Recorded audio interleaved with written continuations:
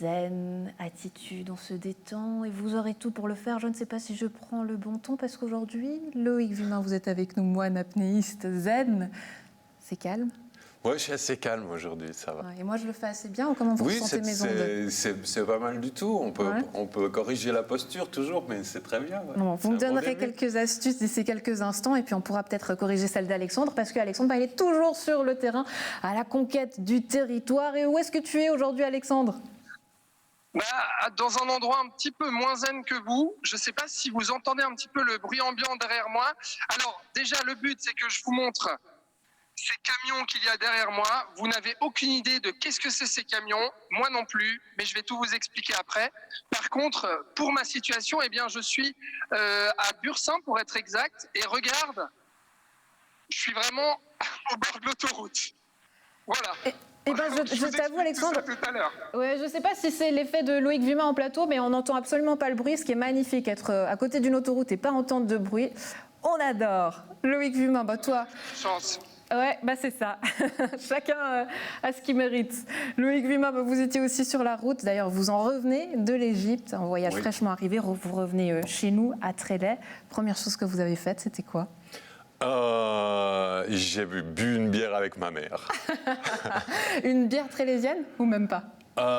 Non, je crois. Enfin, je sais pas vraiment regarder, mais c'était sympa de retrouver ma mère, de retrouver la région, de voir le vert, de sentir qu'il fait pas 50 degrés, parce que d'être tout le temps dans le désert, c'est éprouvant pour le système.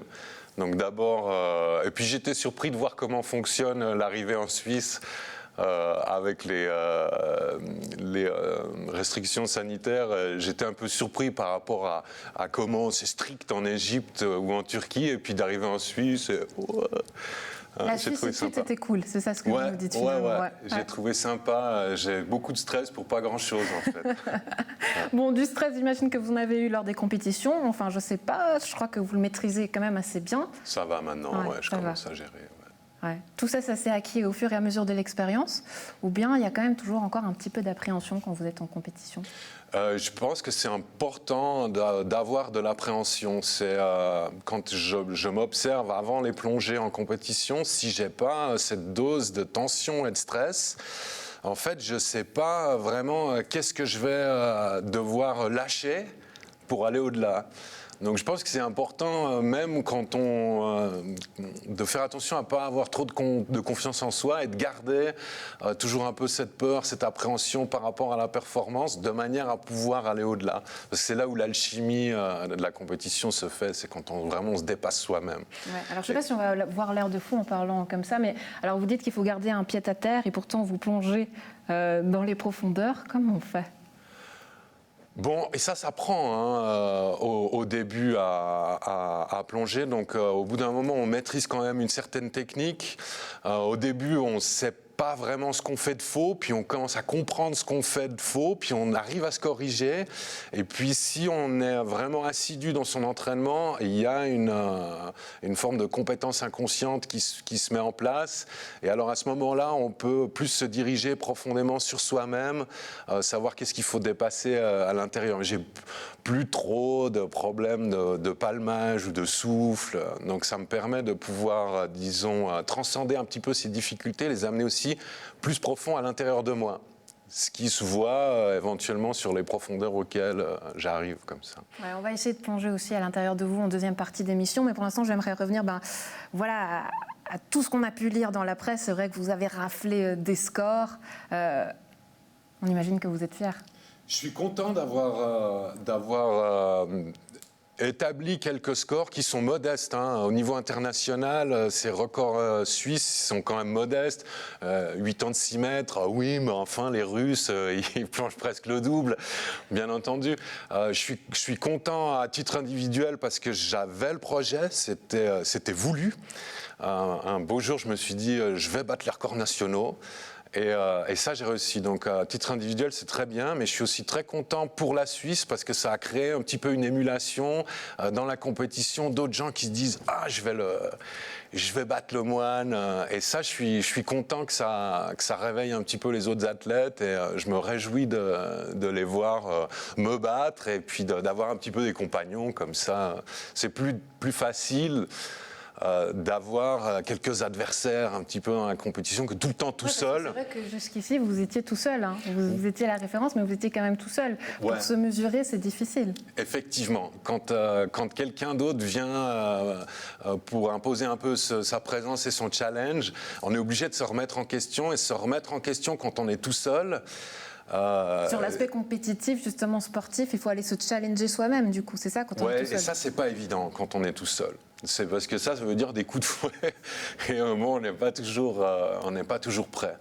Donc là, je me réjouis justement. Il y a Florian Burghardt, un autre apnéiste suisse, qui commence à arriver près de mes scores. Et aussi bien il croyait qu'on allait rentrer en porte-à-faux, aussi bien je lui ai dit, je suis tellement content, il va y avoir du sport. Ouais, c'est fou parce que même dans la région, le cercle des nageurs de Nyon nous disait l'autre jour qu'il rêvait peut-être de mettre sur pied un aspect apnée. Là, vous pourriez être maître apnéiste chez nous. Oui, j'y pense. C'est vrai que je pense de plus en plus à un retour permanent en Suisse. Mais bon, c'est pas encore totalement d'actualité. Pas encore totalement d'actualité. L'actualité, on parlera d'ici quelques instants parce que vous avez plein de dates à nous communiquer, plein de choses intéressantes à faire. Mais pour l'instant, on retrouve Alexandre avec son gros camion. Alexandre. Et oui, Andrea, et j'ai une transition magnifique puisqu'il n'y a pas que Loïc qui va en profondeur.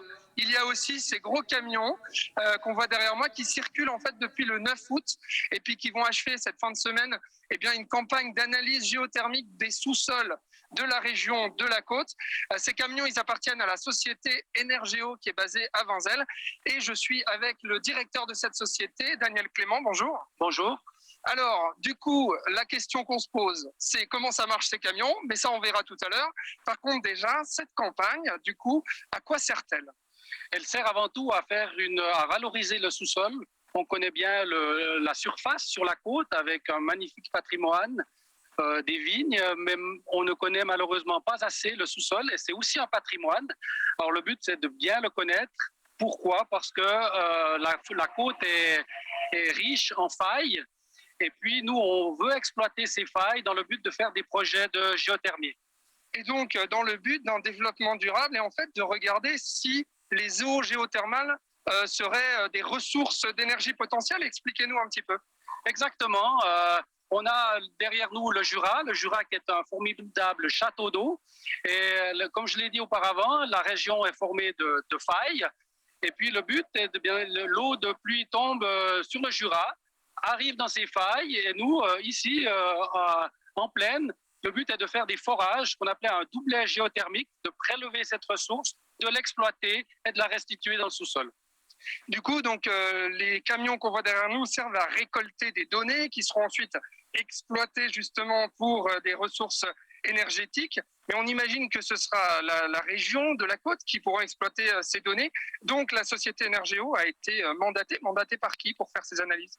Alors, la société Energeo est constituée de 4 partenaires régionaux, Romande Énergie, la CFA Aubonne, la SEIC à Gland, et puis la ville de Nyon au travers des services industriels. C'est 4 partenaires forts, énergéticiens forts, qui soutiennent ces projets de géothermie grâce à l'exploitation de ces aquifères qui sont présents sous nos pieds.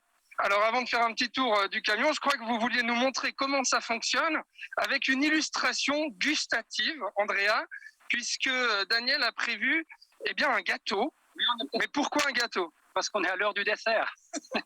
Non, c'était simplement pour montrer que le sous-sol de la côte est constitué de diverses couches. Comme on le voit ici sur cette forêt noire, il y a du biscuit, de la chantilly, de la confiture. Et puis j'ai arbitrairement simulé une faille en coupant ce gâteau. Alors ce gâteau est séparé en deux parties, une partie plus avant, une partie plus derrière. Il y a aussi, ces parties peuvent être aussi différentes en profondeur, une peut être plus haute que l'autre. Et puis, comme vous le voyez ici au milieu, c'est vraiment la symbolisation d'une faille. Et l'eau tombe dans ces failles. Et puis nous, depuis la surface, on va faire un forage qui va aller en profondeur pour récolter cette eau chaude. Pourquoi cette eau est chaude? Parce que plus on va en profondeur dans les couches du sous-sol, plus l'eau se réchauffe. On appelle ça le gradient géothermique. On gagne environ 3,5 degrés par 100 mètres. Notre but est de faire des forages de moyenne profondeur à hauteur d'environ 2000-2500 mètres. Donc d'arriver avec des températures de 80 degrés, 80-85 degrés. Et donc, du coup, les camions qui sont derrière moi, eh bien, vont en profondeur et vont aller, eh bien, creuser sous ces différentes couches. On essaiera de comprendre comment ça marche, eh bien, tout à l'heure, Andrea. On se retrouve tout à l'heure sur le camion, appuie sur le champignon, Alexandre. Loïc Vuillemin, l'eau, on l'a entendu, mais ça, c'est tout votre univers. Et au début, c'était pas gagné d'avance. Hein. Non, c'est vrai, j'avais peur. J'avais peur de la profondeur, pas vraiment de l'eau. Ok, la piscine, ça allait. Mais quand j'allais dans le Léman, et puis j'avais des amis qui avaient un bateau, et puis on pouvait aller se baigner au milieu du lac. Et en fait, j'imaginais des monstres qui allaient ressortir des profondeurs et m'avaler. Et ça me pesait beaucoup. Parce que je pensais que pour un moine, d'avoir des peurs autoproduites, c'était pas le meilleur moyen d'obtenir la libération. Mais c'est difficile de travailler sur ces peurs sans s'y confronter de temps en temps de manière directe. Donc l'apnée, là, ça m'a beaucoup aidé à transcender ça, mais au début, c'était pas facile. Ouais. C'était pas facile. Que cette peur, vous l'avez apprivoisée grâce à votre expérience, sensibilité de moine? Il y a une certaine détermination que j'ai acquis au cours de toutes ces années de pratique, de me confronter à la difficulté, qu'elle soit intérieure ou extérieure. À un moment, on est obligé de faire face, quand on parle de méditation ou même de la vie de tous les jours, on doit faire face à des difficultés. Donc oui, j'avais cette détermination, cette habitude de l'abandon de soi. Et un petit peu de foi, donc je me suis lancé, mais c'est vrai que c'était pas évident. Et puis la manière dont je tournais mon esprit pour aller au-delà de ces peurs, c'était effectivement très zen. Hein. C'était très samouraï japonais. Les gens me regardaient, mais il est complètement fou. C'est-à-dire, c'était dangereux? Vous vous mettiez en danger, c'est ça? Je crois qu'on se met toujours en danger un petit peu avec l'apnée. Ça reste un sport dangereux où le danger peut venir d'une mauvaise calculation ou alors d'un mauvais état d'esprit à un moment, une pensée parasite. On se met en danger avec l'apnée, bien entendu. Alors moins avec la méditation. D'ailleurs, je crois qu'aujourd'hui, vous avez promis notamment à votre femme que les risques étaient moindres, en tout cas maîtrisés. Oui. C'est quelque chose qu'il fallait régler, ça. Oui, et c'est aussi pour ça, par exemple, aux dernières compétitions, que je n'ai pas décidé de tenter le saut quantique encore plus profond. Je me suis dit, bon, allez, 1 mètre de plus, ça va suffire, histoire aussi asseoir un petit peu ce professionnalisme. Voilà, si je veux faire un record, je n'ai pas obligé de faire une énorme performance à chaque fois, et c'est vrai que ça rassure autour de moi. Les gens se disent bon, ça va. Avant, quand je disais je vais plonger à 80 mètres, tout le monde était là, et puis là je dis bah je vais juste faire. C'était les autres qui étaient en apnée, en fait, c'était pas vous. Ouais, il y en a. Ça j'imagine bien. Il a fallu travailler la famille aussi. Oui. Ça, j'imagine bien que quand je suis passé au championnat du monde en direct, là j'imagine bien que tout le monde retenait son souffle. Ouais, je regarde la maman qui est là-bas dans le coin de la salle, c'est vrai qu'elle rigole parce qu'on sent que elle est comme ça à bout de souffle. C'est que c'est vrai. Je vais voir s'il y en a un autre qui est à bout de souffle, c'est Alexandre. Alexandre, avec ton gros camion toujours sur place, on va voir comment ça fonctionne. Je t'avoue qu'on a 2 minutes à te consacrer, donc il faut aller vite, il faut que tu sois super efficace. Ah d'accord, ok.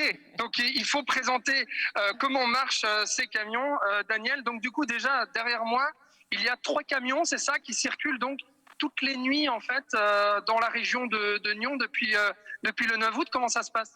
Alors c'est vrai qu'il y a 3 camions qui réalisent cette grosse échographie du sous-sol. Donc c'est vraiment une échographie comme chez une maman qui attend son bébé. Et 3 camions pour réaliser 2 lignes pour capter les informations du sous-sol. On a fait une première ligne qui partait de Sobra en direction de Montrichet. Et puis maintenant, on est en train de poursuivre avec une deuxième ligne qui est partie à peu près à l'est d'Aubonne et puis qui va arriver jusqu'à l'ouest de Nyon. Alors, dites-nous un petit peu comment ça fonctionne, parce que j'ai cru comprendre que pour analyser le sol, il fallait donc envoyer des vibrations, c'est ça? Exactement. Donc, vous voyez ces camions spéciaux, l'élément principal est la plaque vibrante que l'on voit ici, qui est posée sur le sol. Et puis, les 3 camions vibrent ensemble pour envoyer une onde dans le sol. Est-ce que c'est bruyant pour les citoyens de la région? Alors, c'est un passage de camion. Les vibrations, on les sent un tout petit peu dans les jambes, mais c'est comparable à le passage d'un char, par exemple. Et puis, cette acquisition se fait de manière mobile. Donc, ça veut dire qu'on vibre le sol 2 fois 20 secondes. Ensuite, on se déplace de 10 mètres et on continue à vibrer 2 fois 20 secondes et ainsi de suite. Et donc ensuite, une fois que cette plaque de vibration se met en marche, après, il y a des données qui sont envoyées sur le petit récepteur que vous avez dans les mains. Exactement. Donc, en fonction des couches de la forêt noire, ces ondes sont réfléchies, elles sont captées par cet appareil-là, qui s'appelle un géophone, qui enregistre toutes les ondes qui proviennent du sous-sol. Alors, sur toute la ligne, il y en a un peu plus de 1000. On les dispose également tous les 10 mètres. Donc, ça veut dire qu'il y en a pour de données de 5 km avant et 5 km après, 500 de ces géophones avant et 500 après. Et puis, au fur et à mesure que le chantier avance, on prend les géophones de derrière pour les mettre devant. D'accord. Et puis, donc, du coup, il y a la console à l'intérieur de la cabine. Voilà. Est-ce que tu as tout compris, Andrea? Est-ce que tu peux tout me résumer? Alors, je pourrais te faire peut-être la recette de la forêt noire. Ça m'a l'air plus simple qu'avoir la capacité que notre invité Daniel Clément a, en tout cas, je t'avoue. Donc, je vais peut-être passer en cuisine et puis, voilà. Toi, tu nous en diras plus. Bon, un agenda de ministres, Loïc Vumin. C'est vrai que vous avez plein d'activités et d'actualités ici dans la région. Vous avez tout ça qui est noté sur les réseaux sociaux. Oui, là, il y a beaucoup. Alors, il y a des activités qui sont ici dans la région lyonnaise. Ouais. Et puis, j'ai aussi 2 stages, ateliers d'apnée, un à Villeneuve et puis un à Boudry, un petit peu plus informel. Mais ici, à Nyon, il y a le Festival des sports, dimanche, où je serai avec l'association Tai Chi La Côte. Et puis là, je proposerai des introductions à la méditation, au souffle, un petit peu improvisées pour les gens qui passent et puis qui ont envie de découvrir un petit peu de quoi il s'agit ou de me rencontrer, de passer un moment.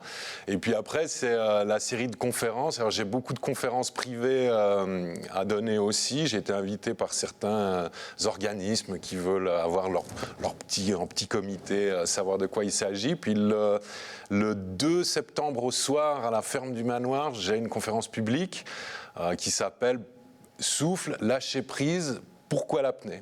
où effectivement, je veux un petit peu traverser cette question avec l'auditoire de pourquoi on se lance dans l'apnée et aussi pourquoi est-ce qu'on poursuit, qu'est-ce qu'il y a là-dedans qui fascine autant.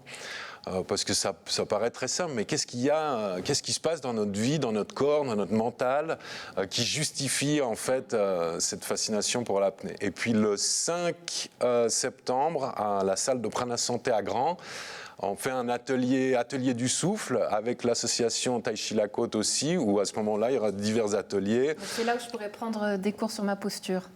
Ouais, bien entendu, bien entendu. C'est pas la méditation zen, c'est pas méchant hein, quand on corrige. Surtout que moi, je suis un moine gentil. C'est important d'avoir une. Il y a des moines méchants. Ouais, non, j'en ai fait les frais. Hein, vous en faites pas. Mais pour vous, justement, lorsque vous donnez, on sent que vous avez aussi besoin aujourd'hui de donner aux autres parce que vous êtes souvent seul. C'est ce qu'on apprend en tout cas aujourd'hui de cette rencontre aussi. Mais est-ce que l'aspect sportif, il est totalement mis de côté? Mis de côté par rapport à quoi? C'est-à-dire que là, le fait de ne pas être en compétition, j'imagine que vous ne vous entraînez pas, tout ça est un peu mis de côté. Est-ce qu'il faut quand même le faire ou tout à coup Bon, les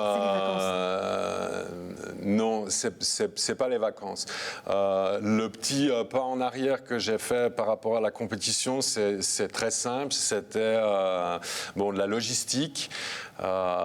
Aussi, l'apnée en compétition, c'est pas un sport comme. Enfin, il y a quelques clubs, mais c'est pas un sport qui est reconnu. C'est pas un sport olympique. C'est un sport qui est considéré comme extrême et individuel. Donc, c'est très très dur dans la mesure où on n'est pas le champion du monde d'avoir des sponsors. Et puis, c'est un rythme hyper soutenu. Ça, pour la famille, c'est difficile parce que quand c'est période de compétition, c'est méditation, yoga, étirement toute la journée. La nourriture, c'est exactement comme si. Au sommeil, c'est exactement comme ça. Donc, si vous avez commencé par la bière en arrivant ici, c'est que c'est plutôt un rythme tranquille. Ouais, je suis content. J'ai pas à faire de performance tout de suite maintenant en Suisse. Et les prochains challenges, c'est pour quand ? Alors, normalement, début du mois d'octobre, il y a la suite de la Coupe Freediving World à Sharm el-Sheikh. Ouais. Donc, j'ai mis en retrait ma participation au championnat du monde aussi parce que j'ai pas suffisamment de sous pour payer les voyages, l'hébergement, la compétition. C'est un gros budget, quoi. Donc on peut pas, si on n'est pas foncièrement soutenu financièrement, ça devient un investissement financier personnel ou familial. Et on peut pas. Ça fait partie du sport. On peut pas toujours faire exactement comme on veut. Aujourd'hui, les sportifs doivent aussi trouver leur financement et ça aussi, ça devient un métier. Je ne sais pas si Loïc, vous aurez peut-être l'occasion de profiter de la culture dans la région, peut-être. Un bon conseil, c'est les tops modestes, les tops de la région. Les Lyonnais se tapent Wagner et c'est à voir du 25 au 28 août et puis du 1er au 4 septembre à Nyon. En fait, l'histoire, c'est la lutte du pouvoir et de l'amour.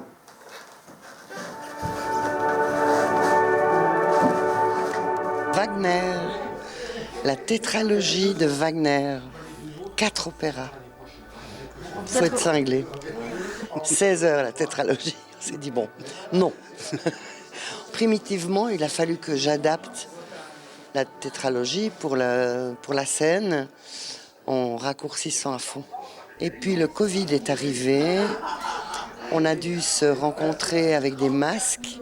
On a essayé de répéter avec des masques. C'était une catastrophe. Et je me suis dit, mais on devrait peut-être faire une vidéo, une série vidéo pour la diffuser sur Internet, sur le web. Mon rôle, c'était de mettre en image les rêves d'Ariane, quoi, en quelque sorte. C'est beau. C'est beau. Ça nous a obligés à trouver une esthétique très particulière qui fait un petit peu penser au début du cinéma, au film de Méliès, un cinéma primitif comme ça, avec des acteurs qui ont un jeu assez expressif, physiquement expressif, parce que comme les masques sont figés, il faut compenser par le corps. J'aurais voulu être toute puissante pour pouvoir faire mon numéro. Avec l'esthétique qu'on a choisie, c'est un plan fixe quasiment, frontal, donc c'est vraiment une vision, la vision qu'on a d'une scène de théâtre. C'est tout à fait, on est resté dans cet esprit-là. Il ne s'agissait pas de faire quelque chose de cinématographique. Mais c'est pas du théâtre filmé. Non, c'est pas du théâtre filmé non plus. Non, alors ça, non. Bah, non, c'est un film théâtral, voilà, on va dire. Hein. Ça, ouais. Le jeu était vraiment complètement différent que celui de la scène. Complètement. Oui, on a construit pour votre âne. Il faut adopter une gestuelle tout à fait différente qu'au théâtre. Au théâtre, on serait ridicule si on faisait ça. Et tout à coup, il fallait exprimer avec le corps, puisqu'il n'y a pas d'expression sur le visage, uniquement avec le corps, ce qu'on veut montrer, ce qu'on veut dire. C'est intéressant d'avoir quelqu'un qui, comme Ariane, a vraiment pas la même culture esthétique que moi concernant l'image, quoi. Pas du tout. Alors on est obligé d'argumenter les uns et les autres pour Ariane, elle va faire quand même passer. Lui doit me convaincre. Voilà, elle veut faire passer ses idées, sa manière de voir les choses, et puis moi aussi. Donc il y a eu pas mal, je peux pas dire de conflits, mais c'était une discussion assez animée parfois. Mais on Voilà. ne s'est pas engueulé. Non, pas vraiment. Non. Non, pas vraiment.